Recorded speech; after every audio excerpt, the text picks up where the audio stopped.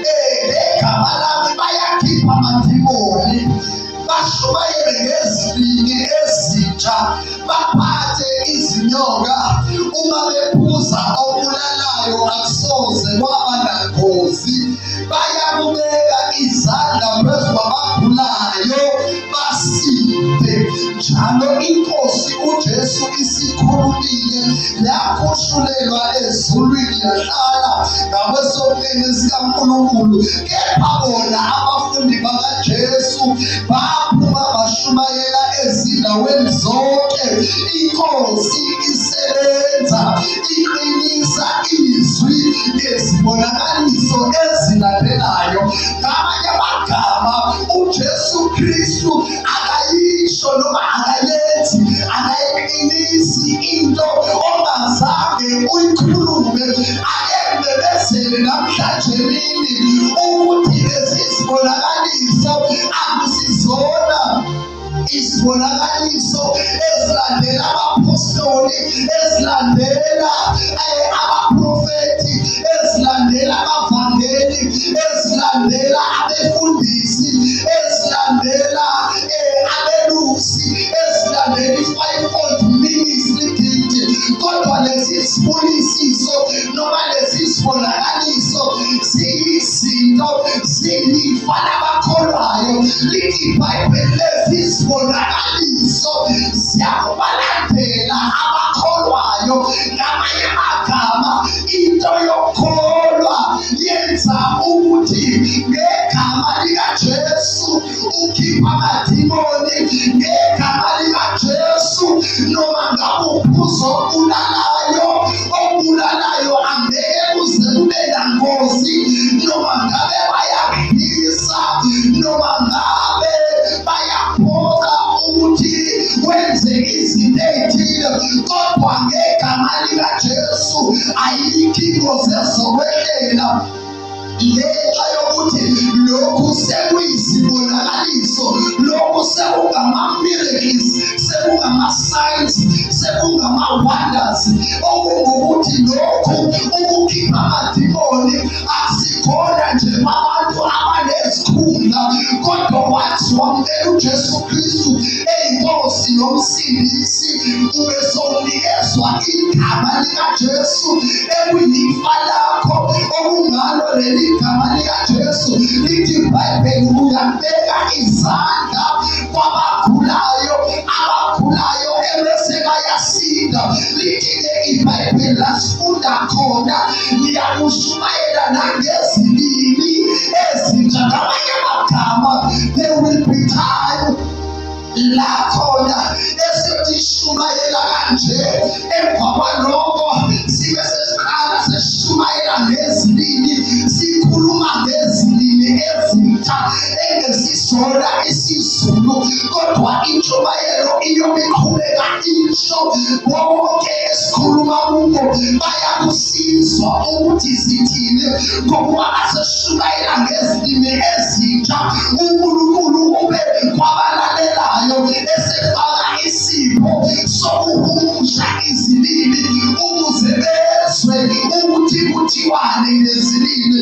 Ingabe uPostoli Paul othe mangabe ukhuluma ngezilimi, thandaza ukuthi uphinde uzihumushe lezo zilimi, ngokuba izilimi ziyithuluzi lokuthi umuntu simakhe. Uthi umuntu mangabe ethandaza ngezilimi ebese ekhuluma imfihlo kuNkulunkulu.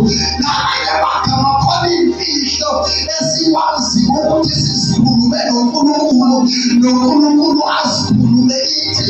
Mangabe sishumayela ngezilimi, sikhuluma ngezilimi, sithandaza ngezilimi, ngelinye ilanga siyothi sishumayela kanje, siqale sikhulume ngezilimi, omunye abeqala athathe imayikha a-interprete lokho okushiwo yiNkosi, iqhubeke isho intshumayelo ngezilimi.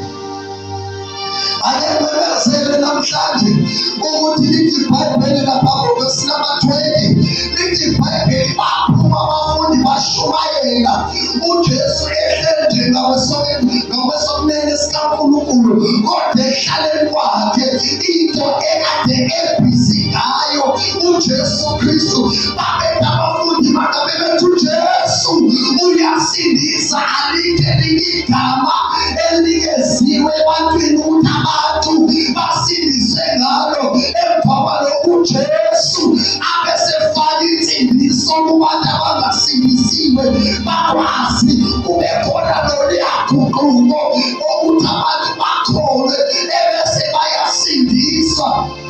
Ngenxa yokuthi abafundi bashumayelile basho ukuthi uJesu uyasindisa, mangabe bethi uJesu uyalapha zonke izifo, konke ukugula, konke ubuhlungu.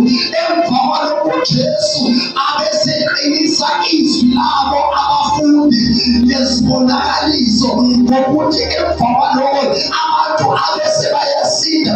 Ake memezele ukuthi ngolesihlanu sizobe sinenkonzo yamandla, sizobe sinenkonzo yemimangaliso, sizobe sinenkonzo yesibonakaliso, miracle signs and wonders, healing, deliverance. Ngolesihlanu sizobe sinenkonzo yamandla, sizobe sithethe luqobo oluphula amajoka.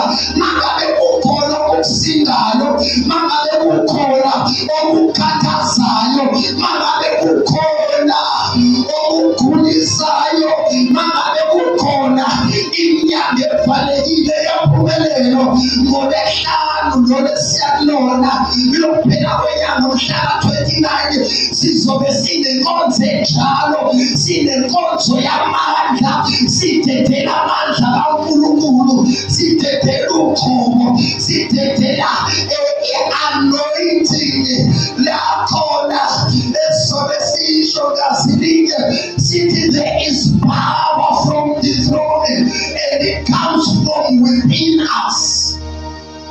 uJesu uzobeqinisa izwi ezilishumayela, bonke abagulayo bazophila, bonke abafuna imisebenzi bazoyithola, bonke abafuna izikole bazozithola, bonke abangasindisiwe bazala kuJesu bazosindiswa.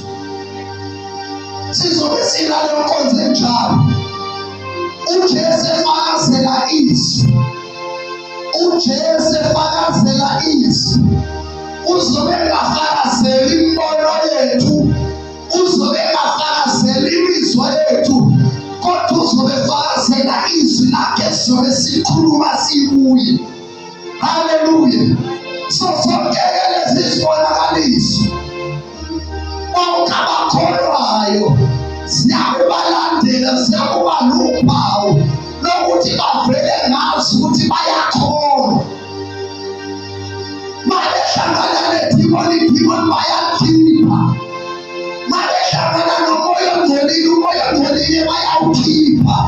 Mabehlangana nezifo, izifo bayazikhipha. Uthi uJesu ubheka nginikeza amandla egameni langala amandla lawa. Hambani nishumayele umbuso wami, hambani nishumayele izwi lami.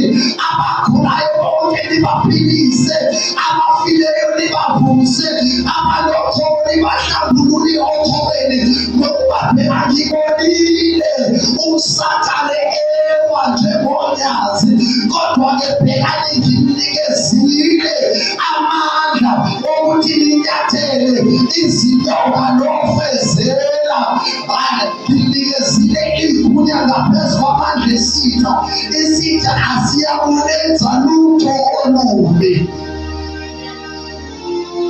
Ngamanye amagama mangabe kukhona okukokolayo, unegunya namandla ukuthi ukuxoshe, ukuxosha nje egameni likaJesu.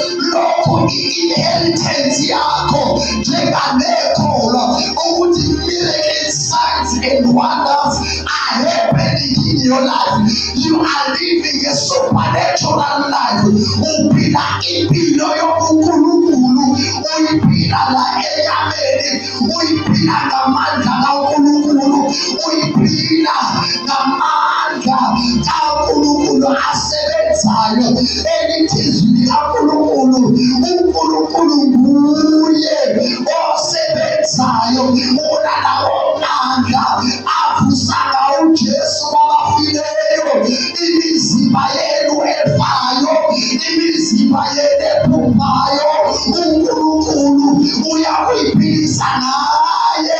Umoya oNgcwele ohlala kinina akebebezele namhlanje ekuseni ukuthi wona lowo moya esobe siwuphethela ngoLwesihlanu, lasobe sithethela amandla kaNkulunkulu khona.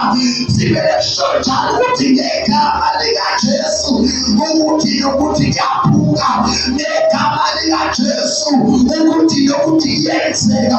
Ake mmemezele ukuthi wona lawo mandla azobe asebenza yahlala kithi ngomoya oNgcwele.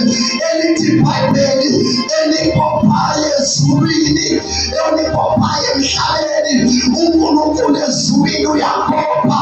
Elikhululayo emhlabeni, uNkulunkulu ezulwini uyakhulula.